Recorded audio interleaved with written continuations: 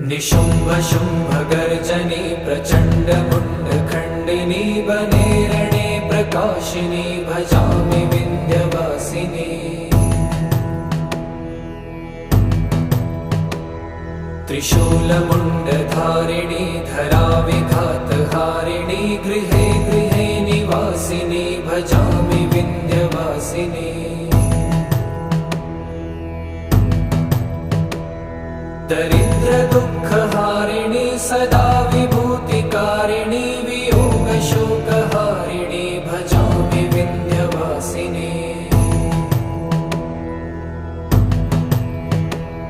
लसत्सुलोललोचनं लतासनं वरप्रदं कपालशूलं